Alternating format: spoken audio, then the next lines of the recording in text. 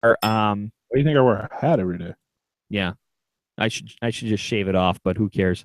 I got this heavy side part. Heather gave me like this real trendy haircut. Yeah, hold on. Go back. Well, Heather gave me this real trendy haircut. I don't. Can you see Dip this? your head low because I can't see it over all the Google Plus settings and stuff. I don't even know you can see it for real. Anyway, so it's like a hard part right here from like a buzz, and then I have to like manscape it every day. I don't even know what term I'm using, but it won't look good if I don't. I'm not wearing the hat. I'm gonna leave it off. All right. Yeah, it looks like a lot of work. Like as you can see, mine you can't even find the part. You know what hair was the coolest when we're talking about hair and parts? When we were in middle school, all my friends' cool older brothers had it. They had that hard part down the middle, and then they would fluff up their bangs. Yeah, I had that, and it would be like undercut on the sides. Mine was so long, I put it in a ponytail. Wow, they call that the St. Louis mullet. All right, that's very rude. Sorry. All right, here we go. Let's forget this happened. I'm pushing the theme now. Here, ready? You're listening to The Weigh-In with Mike Parson. What are you cackling at, fatty? Too much pie, that's your problem. And Fred Slow. Anybody want a peanut? On demand 24/7 at weightinradio.com. All right, we're back. It's Sunday.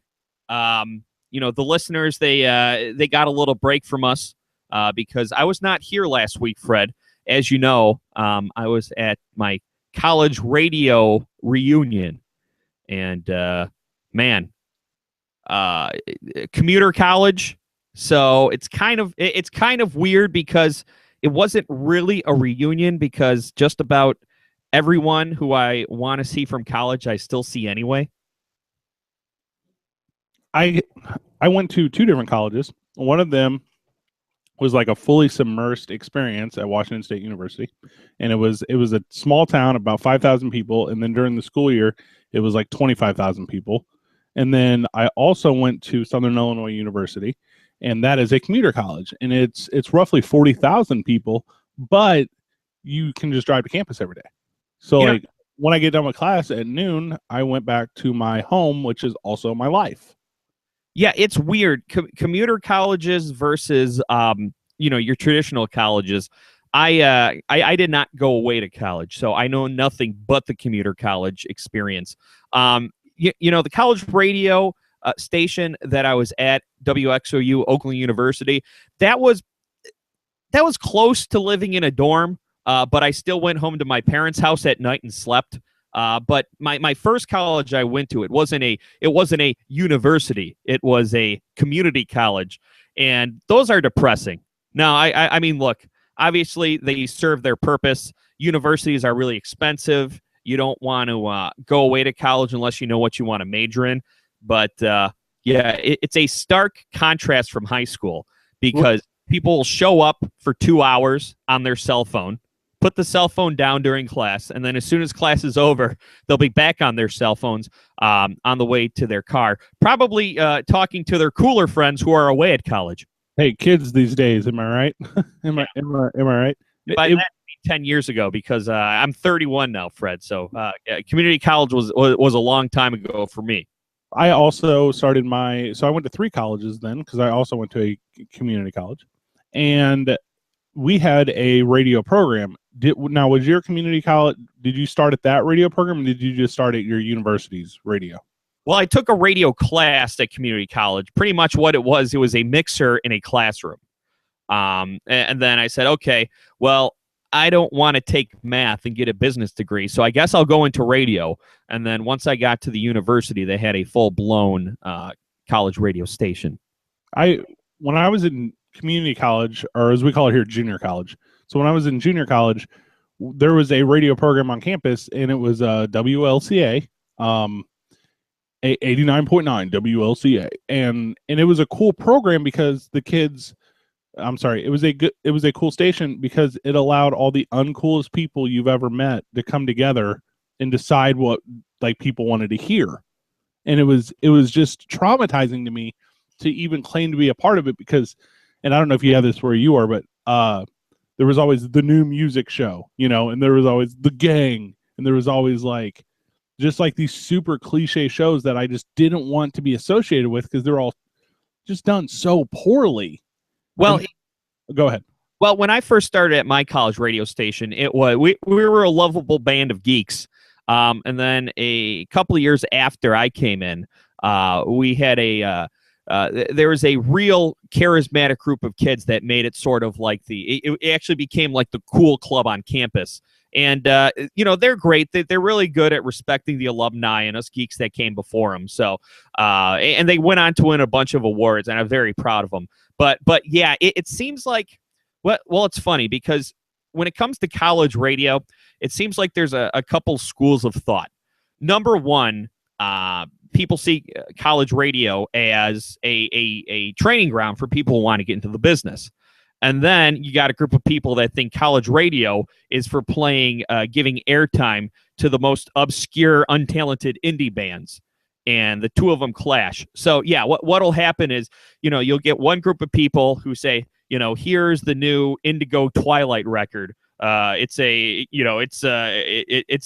side project of the Smiths and Right. and Joy Division, and then you get the people who want to get into radio, and what they do is they just imitate their favorite radio show. So you'll get somebody doing bad hot takes.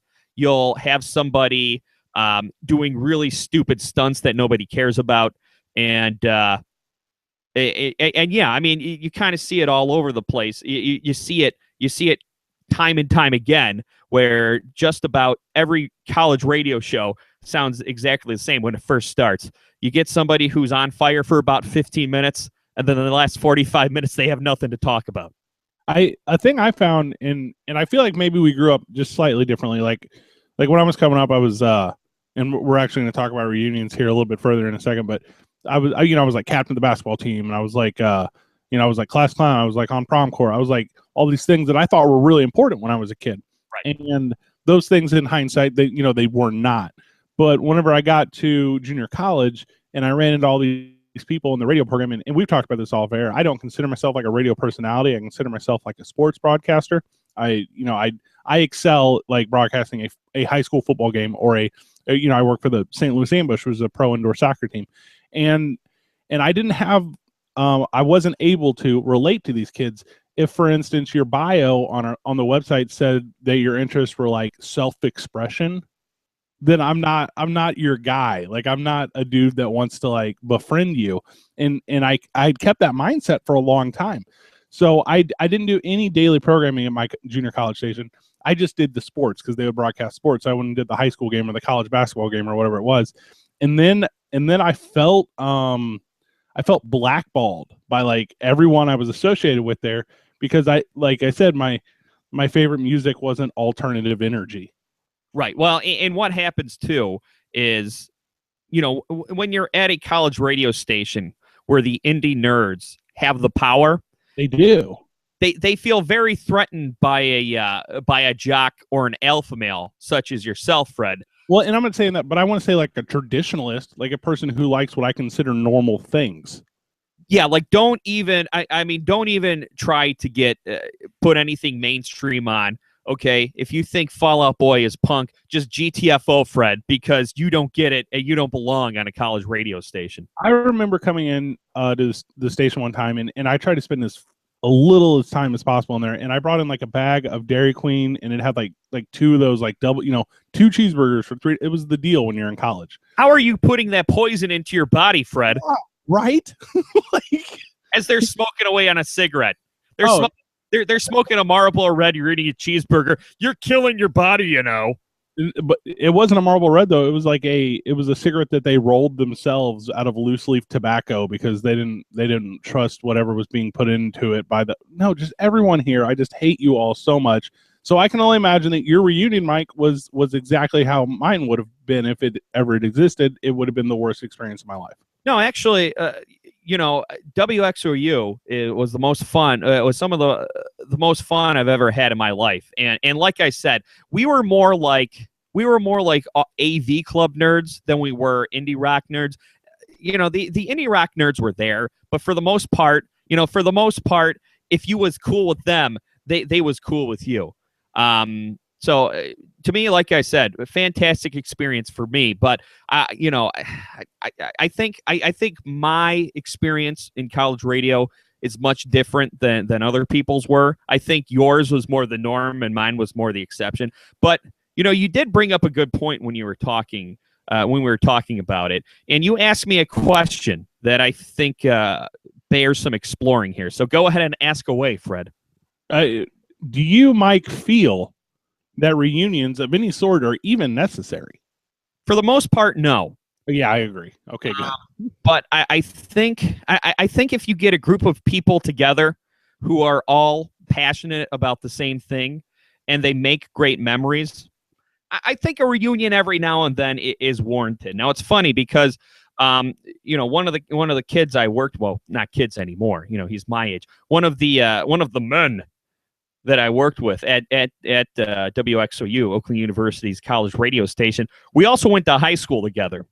And we were talking about reunions, and he said, "Hey, it's been 11 years since we graduated. I guess maybe I should have threw a 10-year reunion because we went to high school together." And he was the president of my high school class. So we were talking about high school graduations, and I said, you know what? High school reunions to me seem pointless. Because your high school isn't something you go to because you're passionate about high school. You go to a high school because you're legally obligated to be there. And anybody who tells you that high school is the best years of your life, they have a sad life.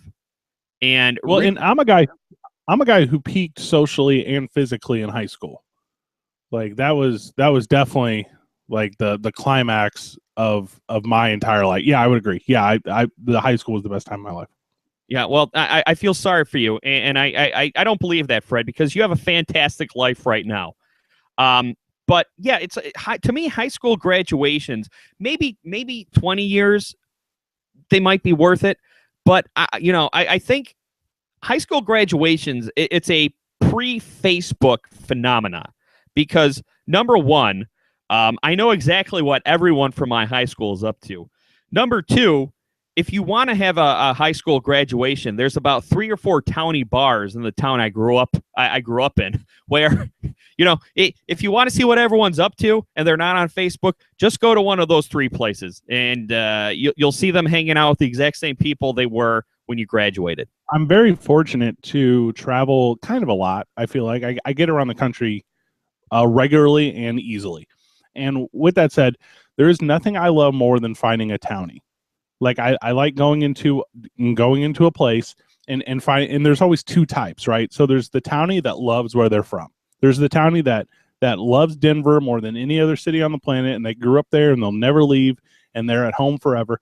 And then there's the other townie that when you go there, they just hate Denver and it's the worst place on earth and they can't wait to figure it out and get out of there. And this place is garbage. And we have those same people here in the town I live in, and I'm unfortunately one who just loves where I'm from, right? So when I run into one that doesn't, when I run into the opposition to like the kind of townie that I enjoy, it is some of the worst experience I can have on a Saturday night. And I can only imagine a reunion where half the people there just hate everything about being there. But maybe I would be that guy at a reunion. Maybe I would be the guy who is just opposition to everything. Well, and if you're the townie who hates where you grew up, bruh, no, what's keeping you here? It's been 10 years. Why don't you just leave already? Reunions are tough for me when it comes high school reunions. No. College reunions, also no. These are very public things that every single person experiences, and there's no reason to get together to celebrate them. Here's some reunions I am cool with, though, Mike, like family reunions, because only certain people are in those.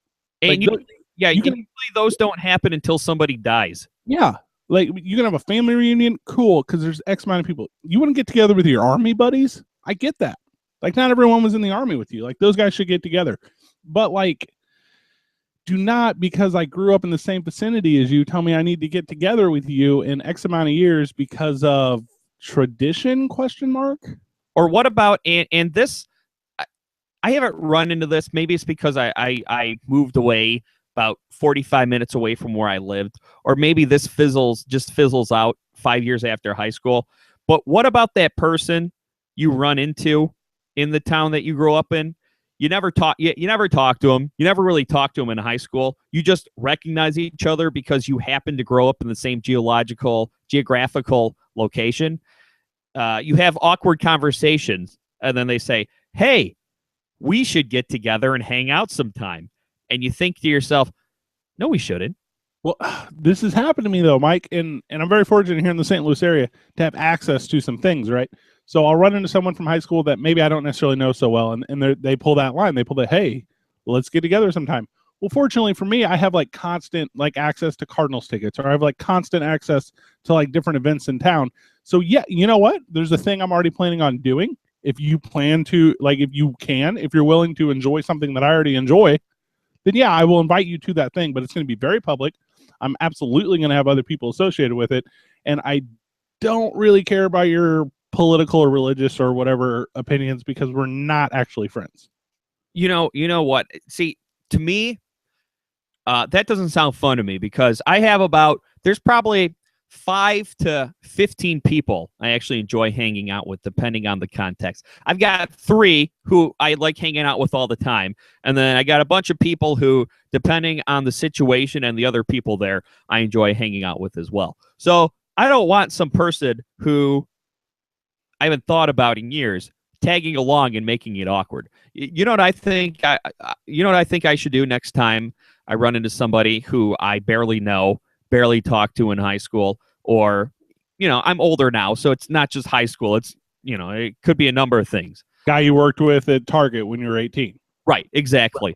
Next time they say, let's hang out, I'll say, okay, sure. And then I'll show up and be totally boring. So they know that it's a bad idea. They know it's a bad idea from now on to ask somebody that you barely know to hang out just out of courtesy and because you don't know how to end the conversation. Unfortunately, I'm like 6.5 foot tall, and I'm just very overweight. Yeah, there's no hiding you. No, there's no hiding me. So people will come to me in like social settings, and they'll pull this number like, hey man, let's play catch up real quick. And I cannot turn this off, and I have tried, Mike, but I will go into interviewer mode. I will like just start asking a bunch of questions about you and your life and the things you're passionate about.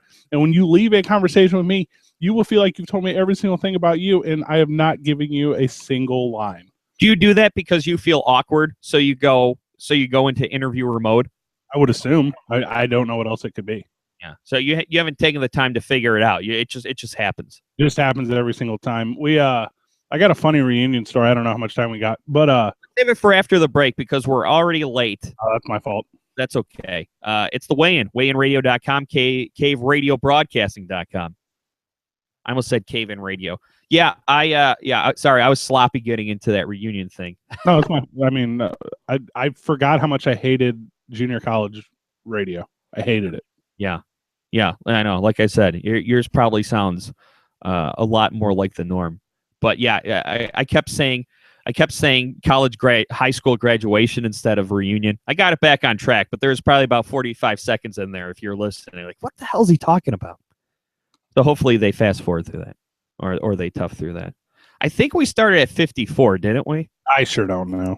Okay, so let's see. 54. Okay, so it was about 15. So let's take this till 26. All right, and then you quarterback this one, so you get into your reunion story and whatever way you want to take it. Whatever way you want to take it, you're the man till 26, and I'll follow your lead. Yes, sir. Thank you, sir. Okay, here we go. 1, 2, 3. That was Chelsea, who I was waving at, by the way. Love her so much. My wife. I was threatening to do that at our wedding. I don't know if you remember where she started laughing then crying. But that's what happened. That's what I remember the whole experience was her laughing and crying. Right. Because I kept saying when we were doing the vows, I said, I'm going to say, when they say you take my wife, I'm going to do a really cliche Borat impression. So I was like, I take my wife. And then he said my wife and that made her laugh. Okay, here we go. We'll take this to 27 now since I talked for a minute. Here we go. 3, 2, 1. Now, back to the weigh-in. I wash myself with a rag on a stick. Weightinradio.com. So because of those chino pants, they asked me to not come back to the yard sale next year. And they said, "Sir, those pants weren't that color when you put them on." Yeah, just crazy. Just the townies, right? That's how we go through them here. Gross. We have the best little story, Mike. We were talking about this earlier in the week because you had said, "Hey, I have this busy schedule with this reunion," and I said, "F that reunion, Mike. You don't need to go to that," because I personally have had what I consider to be the most traumatizing reunion story in the history of high schools. Wow. Do you remember that movie where like Seth? No, help me out, man. Are you thinking of I Can't Hardly Wait? No, what's the one where the guy Zach and Miri make a porno because they're going to go to like a high school reunion to impress people? Oh, is that what that was? I didn't want to see Seth Rogen nude, so I didn't go see that movie. I might have saw the PG version, but way worse than that. So my high school I graduated in 2003, so the reunion would have been 2000. Carry the 13. So the reunion was 2013, and the class president, this girl, her name's not important. She puts together this whole thing, and there's like everyone's like emailing, everyone's like sending like snail mail, and there's like a Facebook group, right? So, anyways, they invite everyone in the graduating class to this reunion, and I don't know anything about it. I'm not informed, right? So then I see one of my local townie buddies out at the bar, and he's asking me about the reunion. Hey man, are you going? Are you pumped? What, you gonna do anything hilarious? And I say, what the F are you talking about? Surely your invite was lost in the mail. One can only assume, but I'm not the kind of guy who's going to bring attention to that, so I'm just going to let it go for a little bit. Anyways, run into another townie, and he says, "Hey man, notice you haven't really said anything in that group. Are you and Heather coming to the reunion? Just kind of want to know what's up." You know, I don't know anything about it, buddy. If you want, you can ask. You can ask the powers that be. Just make sure they got my email or whatever, and we'll see if that's good. Time goes by, Mike. Do you think I have an invite to my 10-year high school reunion? No. And it sounds like there's already a lot of pressure on you, though, to begin with, because when you said somebody asked you if you're going to do something hilarious, you and I probably were very similar in high school, although you were probably more athletic, but you probably got this all the time in high school. Ready, Fred? Hey, everybody. This is my friend, Fred and/or Mike. He's funny. Nice to meet you, Fred and/or Mike. Say something funny. Yeah, I got it all the time. Yeah. Literally all the time. So, and then I would flip the script. Like they would go to introduce me to people, but I would beat them to the punch. So I would say, "Hey, my name's Fred, and I hang out with so and so because he's so funny." That's good. Pressure's on them. Forget them. So time goes by, Mike, and I'm not invited to my own high school reunion. I think, well, something's got to be up. There's got to be a conspiracy. So I reach out to the girl in charge. I give her a call because I'm a traditionalist. I like to make a call. I want to hear your voice.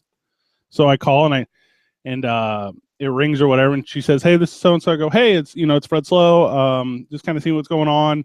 Hadn't really heard anything or whatever." She's like, "I tell you what, I'm at work. I'll buzz you right back." I'm like, "Okay, cool." Anyway, does not buzz me right back. This happens. So then I shoot her a text. Does not respond to my text. Call her again. Straight to the FU button. Mike, I'm being blackballed from my own high school reunion at this point. Are you following me? Wow. Cannot believe it. There's an uproar. Other people from you or from your classmates who expect you to do something hilarious, like, I don't know, how about this, Fred? This was always a suggestion to me. Why don't you go to prom wearing a tuxedo T-shirt? Dang. No. I don't do basic bitch comedy. If you want that, go watch Dane Cook. I don't know what to tell you. Yeah, I didn't wear Chuck Taylor Converse All-Stars in my prom. Oh, I did. That was the punk rock kids, though. That was the punk rock kids who did that. So anyway, apparently this was actually common knowledge. It was common knowledge that I was not invited to the high school reunion, Mike. So I graduated with 100-something kids, and 100-something of them knew on purpose that I was not invited. Are you still following me? Well, what about those townies who found you? Did they know? Were they trying to rub salt in the wounds? Were they trying to sabotage the blackballing of Fred Slow? That's exactly what they were doing. They were poking the sleeping bear. Is what happened.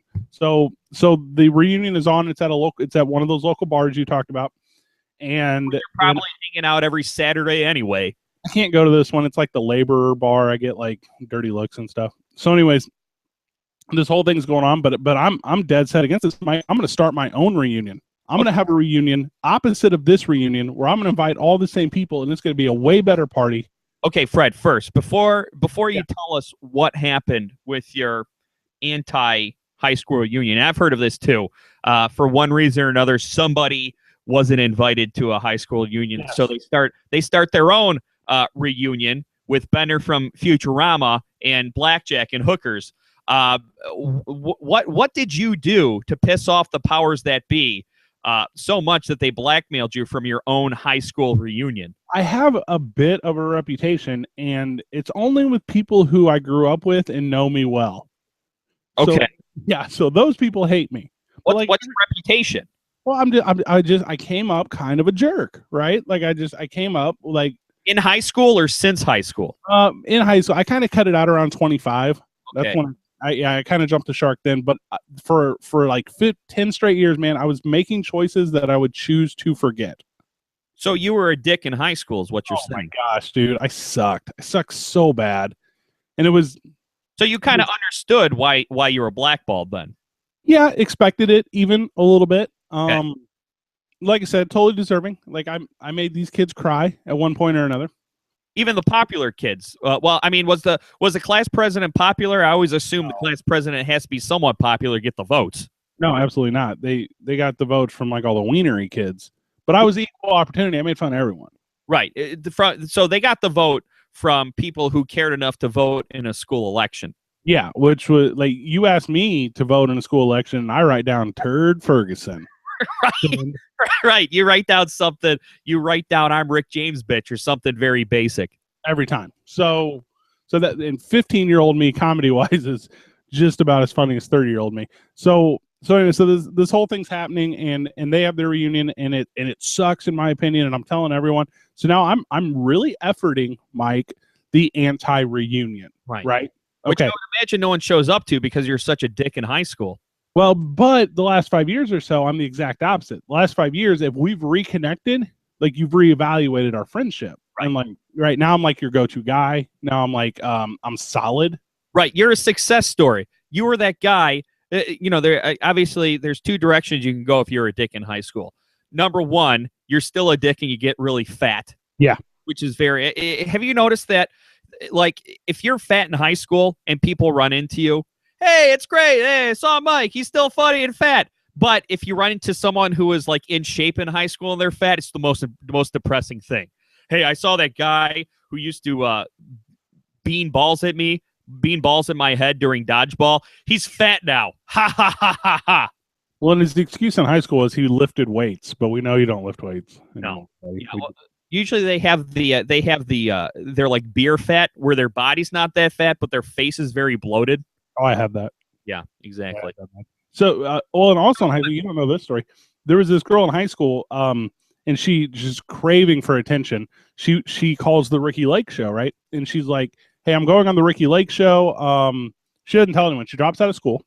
She goes on. She calls Ricky Lake, and she's like, "Hey, I had to drop out of school because of constant bullying, because people are not like accepting of like my obese size." Were you the bully that they brought out to confront? Just hold your breath, Mike. So there's a short list of people, and on that short list of people, they, how do I say this?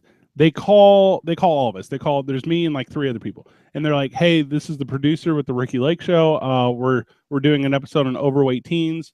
We would love for you to come to Chicago, and we'll give you $1,500." And I go, well, I'm a little heavy, but I'm not like overweight. Like, what's the point of this? So they framed it to you. They presented it to you as if you were one of the overweight teens that were going to go on, like you were going to be the hero of this episode.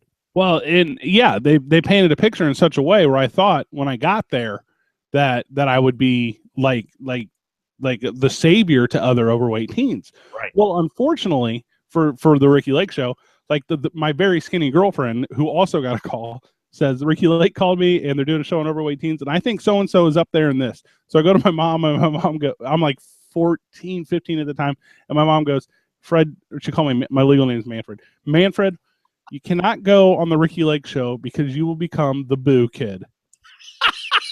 Your mom was right. But hey, going back to your legal name being Manfred, were Were you a dick as a kid because you were insecure about being named Manfred?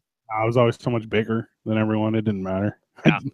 I dropped Manfred when for real, like when I got into radio, because people would have that same reaction you're having. So I didn't want to have to explain it all the time. I didn't want to have to go through those steps. So that's when your mom saved your ass from being the boo kid on Ricky Lake. And you don't appreciate your mom. It's like that old Mark Twain thing, right? Like when you're 13, your parents are the dumbest people you've ever met. But by the time you're 21, you can't imagine like how much they've learned over that time. Like, yeah. So anyway, so her wisdom and her guidance, she totally saved me. But that's kind of like an example of where I was when I was a kid. So I'm throwing the anti reunion, and I called my buddy over, and because now I got all these industry guys that I'm friends with. So I call guys I know have been in bands that have golden records, and I'm calling like the nicest venues and getting sweet deals cut. And I got catering squared, and I got at least half the people are coming to this party, and it's going to go off like a jam. And now the other reunion is giving up. They've sent me an invite, but you know what? I'm not taking your olive branch, Mike. So at first, Fred, you were the success story. I don't think I actually said what the other what the other direction that the jerk you went to high school with takes. You get the one who's still a jerk, but he's fat now, and you're happy. And then you get the person who, they were a jerk in high school. Then you run into them 5 years later, and they're cool now. So you're kind of going in that direction, and you're winning the kids back. But I mean, you're not 100% the nice guy who's changed his way, because you're taking this other reunion and you're using it as vengeance. There is not enough time to personally apologize to every single person I need to personally apologize to. You're like Billy Madison calling up Steve Buscemi. You need to, Fred, because you don't know how many people have you on a kill list like Steve Buscemi. So you need to call them up so that they can cross it out, put on some lipstick, relax, and let go of their anger. My junior year, my brother's a sophomore, I'm a junior. We're sitting in the principal's office, and the principal, who I'm now very good friends with, he's on my day job, he's on my director's board. He's sitting in the office with me, my little brother is a year younger than me, and my mother, again, thank God for her. And he's holding a list that they confiscated from some kid's locker, and my brother is number 1 on the list, and I am number 2 on the list, and then the rest of the list is filled out. Holy cow. Oh my God, it was the scariest thing we'd ever been through. And this kid, in my opinion, did not have more than normal interaction from us, but he didn't feel that way. He was easily excitable, right? So well, that's what happens when you're a dick in high school. You pick on someone, you think nothing of it because you pick on everyone. But that kid you picked on, that kid remembers. Hey, 10 years later, I know for a fact that kids ended up in jail for some really weird stuff. Wow. So I'm not super concerned with him. Long story short, I get the reunion together. Everyone's coming. It's going to work out. And then the very last minute, literally like a month and a half before the reunion, my best friend in the whole world calls me and says he's getting married on that exact day. And I have to be the best man in the wedding. The whole thing's called off. I look like a huge bitch in front of everyone. And I'm trying to explain to people, no, I'm in a wedding. It's not my fault. I'm not going to the reunion anyways. And no one buys it. I feel to this day right now that people think I made him get married on that day somehow, but that's not true. That's the way it worked out. Ton of work, ton of propaganda, and in the end, I just gave a sweet speech. Okay, now number 1, what kind of piss poor planning is it to invite your best man to your wedding a month and a half before the wedding? No, it wasn't just. It was everyone. They shotgun that thing. I don't know. They needed to get a better home loan or something. I have no idea. I was gonna say, did he knock his bride up or something, or what? God, man, it was just the worst timing in the history of everything. Well, okay. Before we go to break, Fred, I'm going to give you the bad news and the good news. Now, when I have good news and bad news, I like to give the bad news first. Yes. So the bad news is you look like a bigger dick to the kids you went to high school with than you did when you just didn't have the invite. The good news is it's kids from high school, so who gives a crap? 15-year-old version of me. Well, you know what? That 15-year-old version of you needs to die, because doesn't matter. I mean, if there's one thing, if there's one thing that I can get across to kids having a hard time in high school, it's how much it doesn't matter. How much high school doesn't matter the further away you get from high school. No, you are right, Mike. And I don't go down this road a lot, but when I do, it's a lot of fun. Like those 2 stories I just told you about Ricky Lake and that hit list, I hadn't talked about those in 10 years. Like that, I mean, These are the kind of things that were terrible that I did. But now that you're alive and you're not somewhere in the Ricky Lake archive as the Boo Kid, you got off scot-free. Scott or scotch-free? I can never figure out which one it was. Anyway, now that you're safe and you're alive and you're not on tape being booed by a studio full of angry Ricky Lake viewers, they're funny stories. She went up there and did the show. No one went though. No one went for her to like cry in front of and get yelled at. So her segment didn't air during the show, but at the end of the show, when the whole cast is gathered on stage and they're like thanking everyone, she's sitting there in the corner. Seriously, if you think about it, how terrible is this? You take a kid who's being bullied, and then you bring out their bully, and you bully that kid. Yeah, no, just terrible. I mean, the psychology was not there, but Ricky Lake, I mean, she was fat for a while and then got bullied into being thin. Yeah. And, I always thought she was kind of cute either way. We got to take a break. WeighInRadio.com, CaveRadioBroadcasting.com. It's the Weigh-In. All right. Yeah, sorry I'm such a mess today. Jeez, oh, Pete. Oh, you're good. I got a little long-winded there. That's my fault. No, that's okay. You were telling a good story. Okay, this is what I'm going to do. I am going to play that Netflix and chill video on this stream and just record the audio, and then I will go into then I'll just go into the segment. So here we go. I can't turn your mic down because it's on the same pot. So well, I'll mute it. You want me to mute it? Yeah, or just don't say anything. So hold on. Let's see if I remember how to do this. Okay. I'm just going to mute it. I'm muting it right now. Okay, I'm going to screen share. Do that. Okay. Got that going on. We got this. And here we go. I'm turning my mic off. My name is Andrea Brown. I'm from St. Louis, Missouri, and I'm making this video to tell y'all why my mama's suing Netflix. My name Andrea, but everybody call me Dee Dee. So when I say Dee Dee, I'm talking about myself. So all I know is I met this dude on Instagram. He kept liking my pictures and stuff. Like every day he would like my pictures. Sometimes he would like my pictures and unlike my pictures just so he could like my pictures again. So he sent me a DM and asked me if I want to come over for Netflix and chill. So, Netflix costs $8.99 a month. So I figured it was going to be a lot of different options for stuff for us to watch. So I was coming over his house and he had asked me to bring something to eat, and I'm like, okay, that's only fair since we gonna be watching Netflix at his house. So I stopped at Miami Grill and got some wings or whatever, and I got some lemon pepper on it because he said he liked lemon pepper on his wings. So then I had got on the bus on Page and I went to his house. So when I got to the house for the Netflix and chill, I'm sorry, y'all. I got heartburn from this baby because I got pregnant from Netflix and chill. So what happened was we was at his house and we was trying to find something to watch. And Netflix so boring. They ain't had no options or whatever. So all I know is we was sitting there. We had finished eating the lemon pepper wings. And excuse me for saying this because I'm 16, but his dick just ended up in my mouth. So like when it was in my mouth, it wasn't nothing else to do. It was boring. So we ended up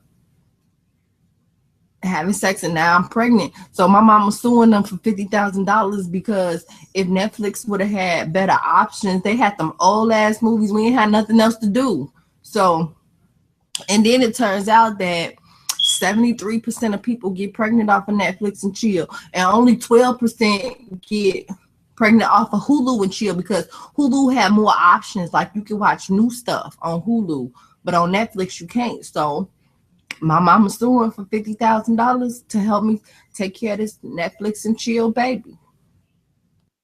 Now, back to the weigh-in. I'm a little worried about being a slut. WeighInRadio.com.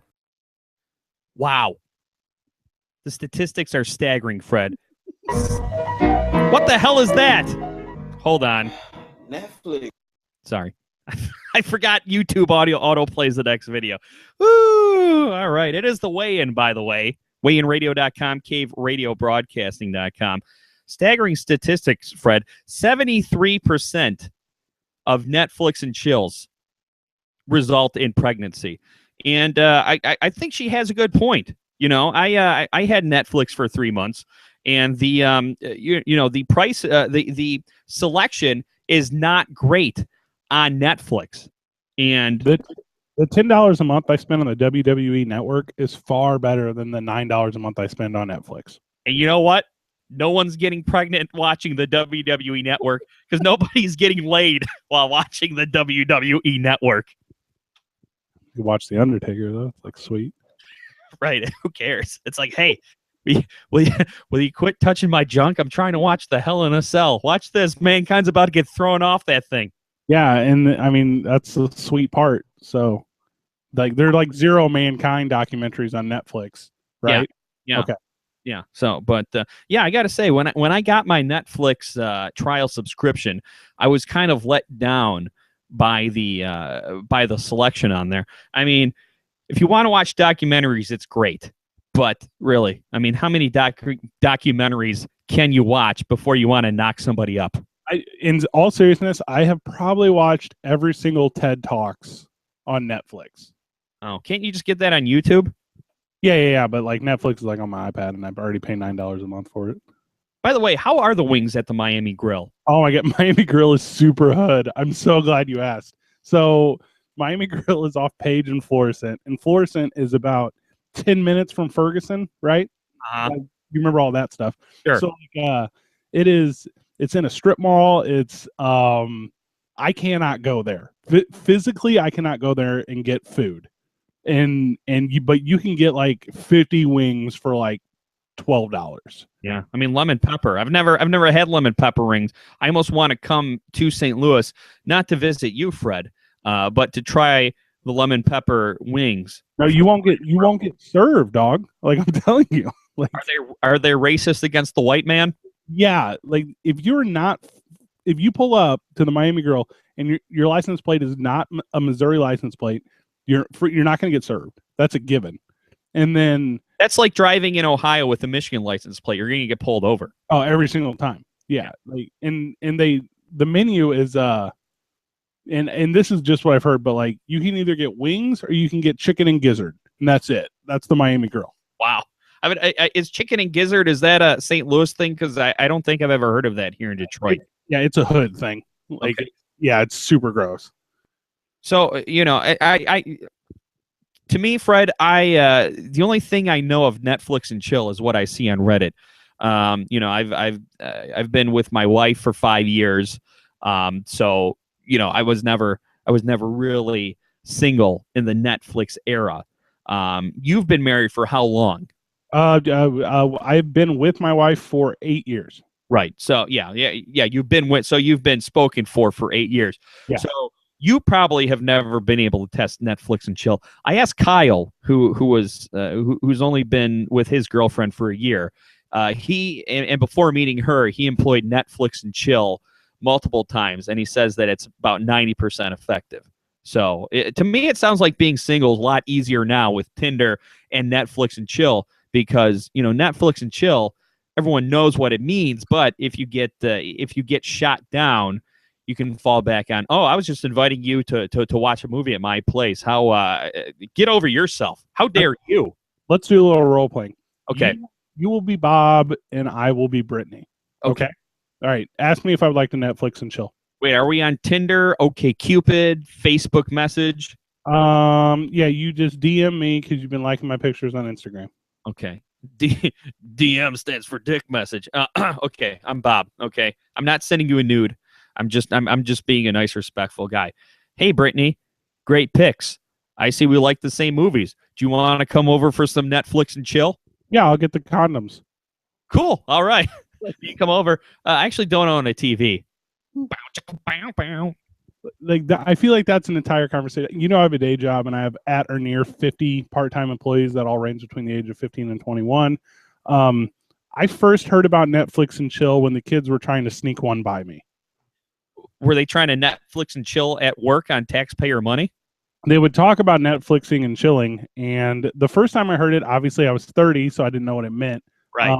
I went to like one of my snitches, or as I call them, the kids I like the most, and they explained to me that exactly what it was, and then I had to write a memo, an official memo, that we didn't talk about Netflix and chilling at work. Were they trying to Netflix and chill with other coworkers?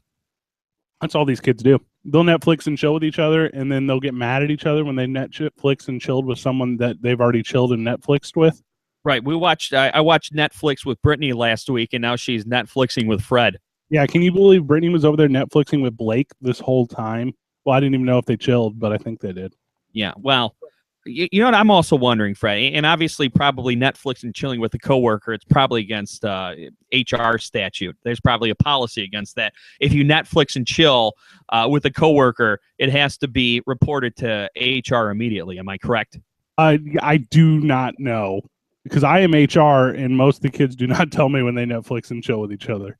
Which is smart, because, you know, by the time you go to HR, then you have to make sure it's serious. If you're just HR chilling and quitting it, then you know, why get HR involved to begin with? Well, and it's like, you know, when you get done watching Netflix and it's like, do you want to continue chilling? You can just say no. Yeah, exactly. All right, we're gonna Netflix and chill, and I'm gonna call you an Uber. We just got Uber in St. Louis, and it's a disaster. The software's there, just there's nobody driving. So the first thing I did, Mike, cynical me, is I went to Snopes, man. I needed to know, is there actually a lawsuit against Netflix for $50,000? My guess is no, but it's still an entertaining video. Yeah, there's not. This is good. This is clever. This is funny. This is exactly how you use the internet. Yeah, and I think anyone with a brain probably knew that it was fake, but what I watch the internet now, Fred, like I watch ghost shows, and I watch ghost shows like I watch Gotham. Okay, I know it's probably fake, but I'm gonna watch and enjoy the storytelling and the execution of it. Do you think, and I'm just throwing this out there because I'm a bit of a conspiracy theorist, is Netflix and chill, the video, just one giant propaganda piece put out by Hulu?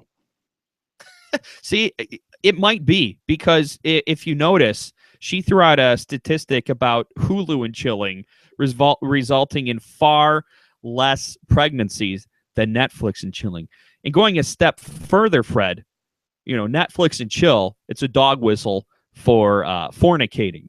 Well, you said 73% of Netflix and chill dates lead to sexual intercourse, while only 12% of Hulu and chill dates lead to sexual intercourse. And obviously that's from psychiatrist Anna Jennings. So, but like, yeah, so it's legit. Yeah, something has to be done, and I think the answer is, instead of everyone suing Netflix, you just make the transition to Hulu. Well, actually, if you think about it, if you're watching a video and they say 73% of Netflix and chill result in sex, and only 12% of Hulu and chill result in sex, wouldn't that be more of an endorsement on Netflix than Hulu? Because no one's getting laid watching Hulu, according to this video. Well, yeah, that's what I'm saying. It's not for this. It's a prevention technique. Yeah. You're not going like now. You just regular chill. Right. Well, and see, I wonder, Fred, if there's a if there's a dog whistle for being friend zoned, like Hulu and Relax, or Amazon Prime and Unwind. You know, is there like, okay, say you're 16-year-old Fred Slow, and you're a dick to everyone, and everyone hates you because in high school you picked on everybody. But there's that one girl you like, and you think you have a shot with her. So you go over her house hoping for Netflix and chill, but she says you're going to Hulu and Relax, and you know you've just been friend zoned.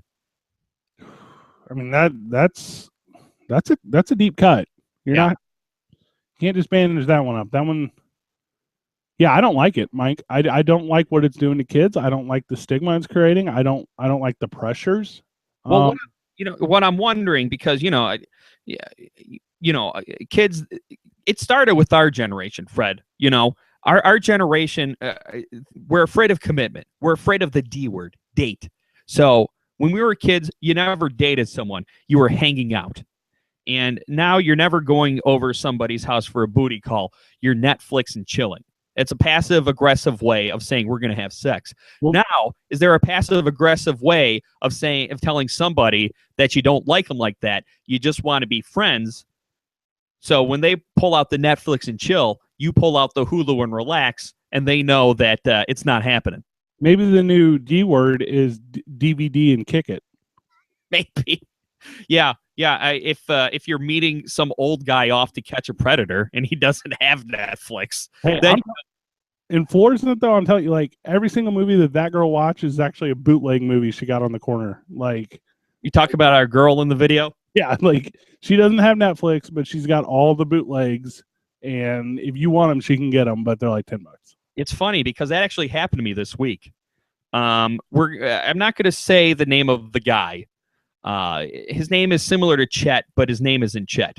And he works at my local convenience store. And I walked in, and he goes, "Hey, man, have you ever seen the movie Trainwreck with Amy Schumer?" I go, "No, not yet." He's like, "It's got that basketball guy." I said, "Who, LeBron James?" He's like, "Yeah, it's funny as hell." And then from behind the counter, he pulls out a bootleg DVD of Trainwreck. And I said, "Oh, I'm going to start calling you Chetflix and Chill." Dang. That's a good one. Yeah, that was my edgiest dad joke. So maybe that's how she obtains most of her movies. And you know what? Maybe she didn't know what Netflix was because most of her movies were bootlegged, so to speak. Yeah, yes. Let me ask you something, Fred. Are you religious? I don't peg you as a religious guy. I don't know God, if that's what you're asking me. Right. So you're probably not Catholic either. No, I'm just regular. I grew up Catholic. Oh my God. Sorry, man. Church was very boring.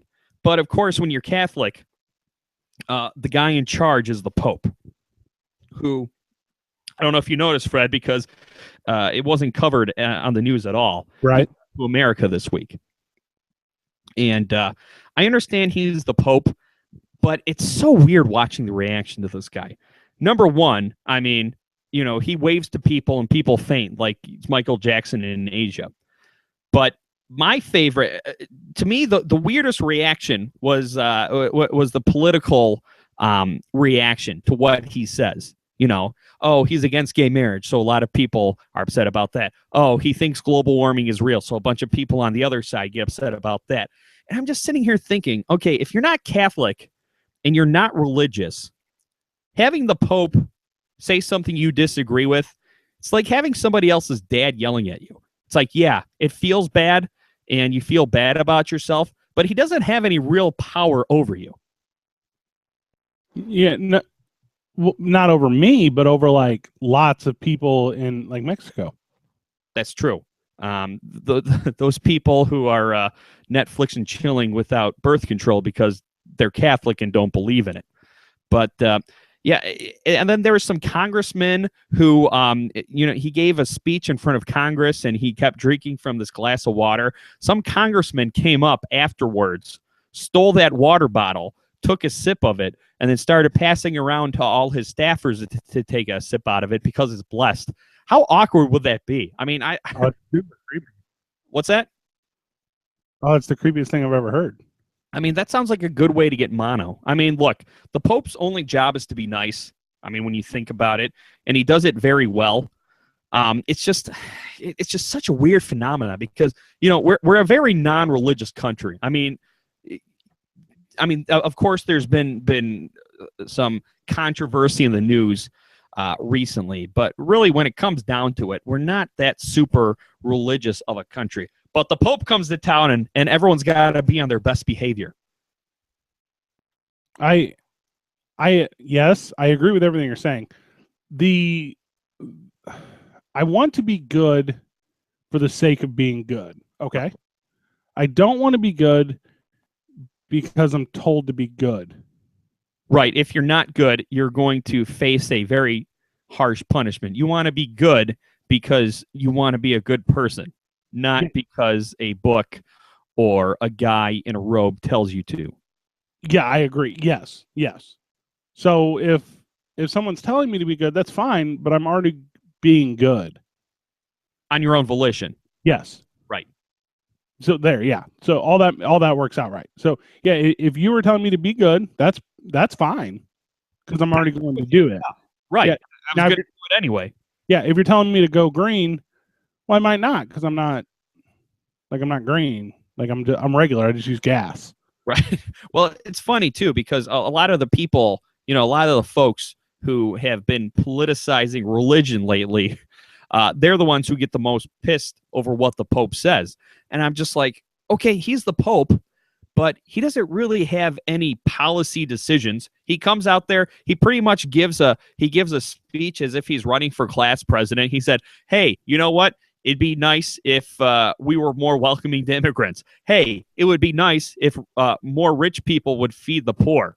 But it's not like it's a policy decision going into effect. It's like, all right, the Pope comes to he comes to America, he gives a few speeches, then he goes back to Rome, and we can go back to being totally crummy to each other. He's like a polarizing Pope who's like saying a bunch of polarizing things, which shouldn't be polarizing. Right. He's making the news. It's like, hey, the Pope says it's cool to be gay. Yes, it was already that, though. Right. Right. Like the Pope says, the Pope hey, says it's cool to be gay, but you should get married. Well, what's the Pope supposed to say? He says, hey, you guys should probably be like a little cooler to immigrants. Yeah. Yeah, we probably should. Like he says, hey, you should stop with the death penalty. Well, yeah, I mean, I guess I could hear that argument. Like you're not really impressing me with these revolutionary ideas, Francis. Right. And it's like, the Pope pats a kid in a wheelchair on the head. Everyone's like, oh, wow, can you believe this Pope? I mean, yeah, he's nice to a handicapped person. You should probably be nice to all people, regardless of whether they're handicapped or not. I'll tell you what really impressed me about Francis is if, like, he spoke English. Like, that would be sweet. Yeah, like, I don't want to make fun of the Pope, but we were carrying his speech at work, and I was just thinking to myself, man, I can't wait till somebody does the recap of what he's saying, because I have no idea. All I heard was Pedro saying, if you vote for me, all your wildest dreams will come true. Yeah, that's me. That's absolutely making fun of the Pope. Yeah, I make fun of everybody, so I make fun of my friends, so I'm treating the Pope like a friend of mine. Is it, and I just called him Francis. Am I supposed to call him Pope Francis? Well, he's the people's Pope. So I guess you can call him Francis. Yeah, I guess. Okay. I mean, if the smell what the Pope is cooking. That's what I think of when I hear the people's Pope. Why did he make John Boehner quit? That's what I was wondering too. But John Boehner was all crying during the Pope's speech, and then he quit the next day. I don't know. Maybe some conservatives thought, hey, it's an answer to their prayers, because a lot of conservatives hate John Boehner, so maybe they're taking credit for that. I don't know. The national anthem never made him cry. There, take that. You know what never made him cry? Global warming.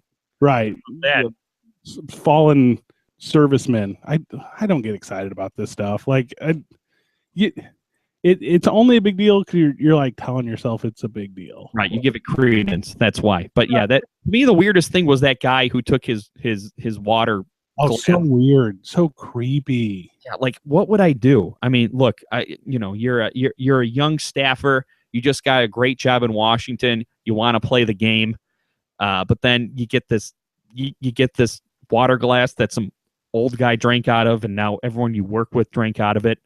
I guess he tried to give it to another congressman, and the congressman just dipped his finger in it and did the sign of the cross. That's probably what I would do, because I'm not drinking that thing. I'm a part-time staffer. I don't have health insurance. I can't afford to get mono. No, absolutely not. I'm there on an internship.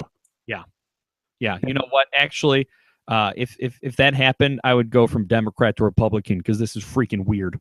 And like 50 years from now, when you're telling your grandchildren how you met the Pope and drank from his water bottle, they're going to say, who's that? Who Pope who?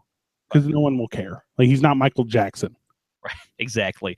Wow, Fred, we got to go already. I lost track of time. So yeah, that's okay. No long drawn out goodbye. We'll be back later this week, Fred, because I'm off again next weekend. We'll figure that out. TBD, weightinradio.com, caveradiobroadcasting.com. Bye. And we're clear. All right.